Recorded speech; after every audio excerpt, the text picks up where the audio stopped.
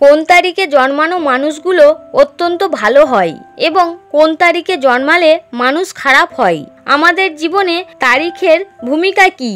কোন তারিখে জন্মগ্রহণ করলে একজন ব্যক্তি খুব ভালো স্বভাবের হয়, আবার কোন তারিখে জন্ম নিলে খারাপ স্বভাবের হয়।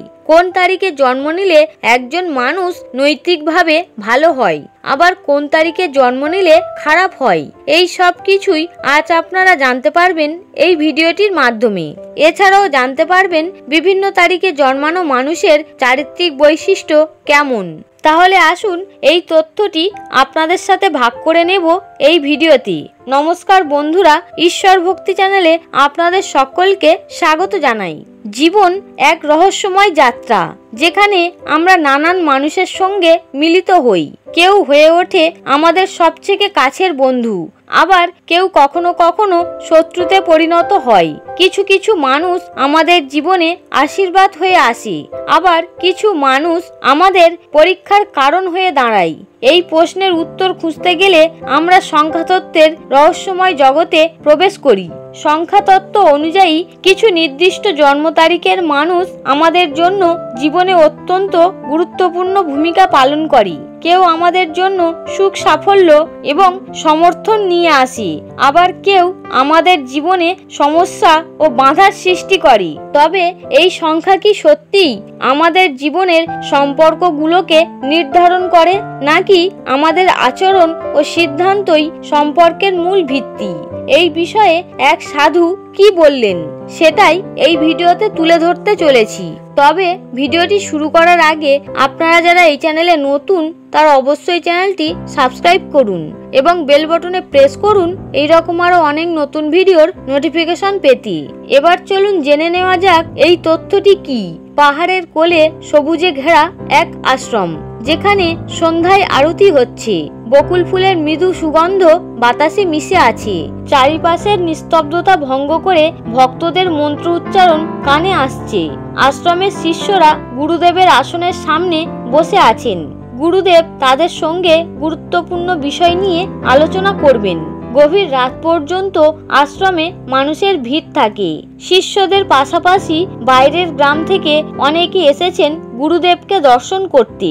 সেই ভিড়ের মধ্যেই এক আগন্তুক রাজবীর। তিনি বহুদিন ধরে জীবন নিয়ে এক গভীর সংকটে ছিলেন। অনেক জ্ঞানী ব্যক্তির পরামর্শ নিয়েও শান্তি পাননি। তাই শেষমেশ গুরুদেবের আশ্রমে আসার সিদ্ধান্ত নিলেন। গুরুদেব ধীরে ধীরে তার আসনে এসে বসলেন। তার শান্ত দৃষ্টিতে এক অদ্ভুত মাধুর্য ছিল, যেন তিনি সকলের চিন্তা পড়তে পারেন। উপস্থিত সবাই গভীর মনোযোগ দিয়ে তার দিকে তাকিয়েছিল। গুরুদেব কিছুক্ষণ নীরব থাকার পরে বললেন, প্রত্যেক মানুষের জীবনই এক রহস্য। কেউ কারো জীবনে আশীর্বাদ হয়ে আসে, আবার কেউ হয়ে ওঠে কঠিন পরীক্ষা। সংখ্যা এক বিশেষ শক্তি ধারণ করে, যা আমাদের জীবনের সম্পর্কগুলোকে প্রভাবিত করে। শিষ্যদের মধ্যে এক তরুণ উঠে দাঁড়ালেন এবং বললেন, গুরুদেব, আমরা তো জন্ম তারিখের কথা শুনেছি, কিন্তু এটা কি সত্যি যে নির্দিষ্ট সংখ্যার মানুষেরা আমাদের জীবনে ভালো বন্ধু বা শত্রু হতে পারে? গুরুদেব মৃদু হাসলেন। তার চোখে যেন জ্ঞানের আলো জ্বলে উঠল। তিনি বললেন, সংখ্যা শুধু পথ দেখায়, কিন্তু তুমি নিজেই তোমার ভাগ্য নির্ধারণ করো। কিছু জন্ম তারিখ আছে যে মানুষ হয়তো তোমার জীবনের সেরা মানুষ হয়ে উঠতে পারে, আবার কেউ কেউ হয়ে উঠতে পারে চরম প্রতিপক্ষ। শিষ্যদের মধ্যে গুঞ্জন শুরু হলো। রাজবীর অধীর হয়ে জিজ্ঞাসা করলেন, কোন কোন সংখ্যা মানুষের জীবনে এমন গুরুত্বপূর্ণ ভূমিকা রাখে?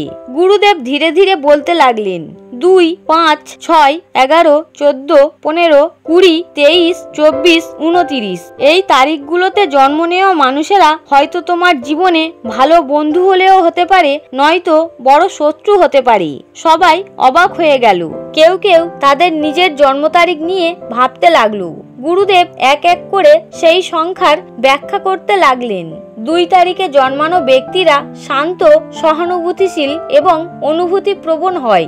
তারা যদি ভালো বন্ধু হয় তবে সারা জীবন পাশে থাকে, কিন্তু কেউ যদি তাদের অনুভূতিকে আঘাত করে তবে তারা চিরতরে সম্পর্ক ভেঙে দেয়। 5 তারিখের মানুষেরা দ্রুত সিদ্ধান্ত নেয়, তীক্ষ্ণ বুদ্ধি সম্পন্ন এবং কৌশলী হয়। তারা দারুণ বন্ধু হতে পারি, কিন্তু একবার রেগে গেলে খুব বিপজ্জনক হয়ে উঠতে পারি। 6 তারিখের মানুষেরা প্রেমময় ও যত্নশীল হয়। তারা তাদের আপনজনদের জন্য সবকিছু করতে পারে, কিন্তু তাদের বিশ্বাস ভঙ্গ হলে তারা কখনো ক্ষমা করে না।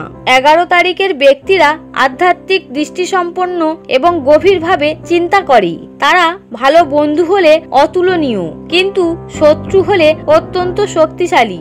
গুরুদেব আরো বললেন, 14 ও 15 তারিখে স্বাধীন চেতা ও চতুর। তারা বন্ধু হিসাবে বিশ্বস্ত, কিন্তু শত্রু হলে অত্যন্ত কৌশলীভাবে প্রতিশোধ নেয়। 20 ও 24 তারিখের ব্যক্তিরা সংবেদনশীল এবং শান্তিপ্রিয় হয়, কিন্তু একবার আহত হলে তারা দীর্ঘ সময় পর্যন্ত দূরে সরে যায় এবং মনে মনে বিদ্বেষ পোষণ করে। 23 ও 29 তারিখের ব্যক্তিরা দারুণ নেতৃত্ব গুণ সম্পন্ন হয়। তারা বন্ধুত্বে বিশ্বস্ত, কিন্তু প্রতিপক্ষ হলে ভয়ানক হয়ে ওঠে।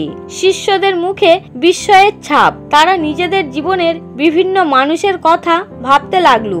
আশ্রমের এক প্রবীণ শিষ্য বললেন, গুরুদেব, তাহলে কি আমরা শুধুমাত্র জন্ম তারিখ দেখে মানুষকে বিচার করব?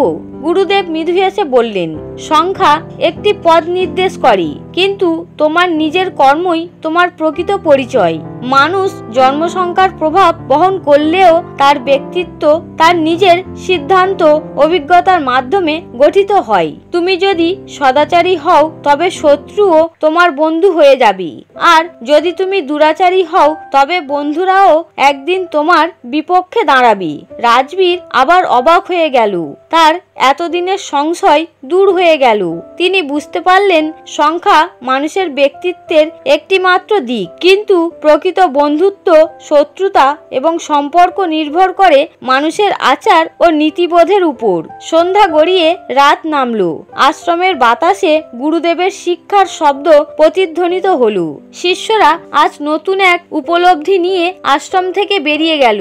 রাজবীর মনে মনে প্রতিজ্ঞা করলেন, তিনি আর কখনো শুধুমাত্র জন্ম তারিখ দেখে কাউকে বিচার করবেন না, বরং তাদের প্রকৃত আচরণ বুঝতে শিখবে। বন্ধুরা, ভিডিওটি আজ এই পর্যন্তই। ভিডিওটি দেখে যদি ভালো লাগে তাহলে অবশ্যই একটি লাইক করবেন এবং কমেন্টে অবশ্যই জয় শ্রীকৃষ্ণ বা হর হর মহাদেব লিখতে ভুলবেন না। আপনারা সকলে ভালো থাকুন, সুস্থ থাকুন। হরে কৃষ্ণ।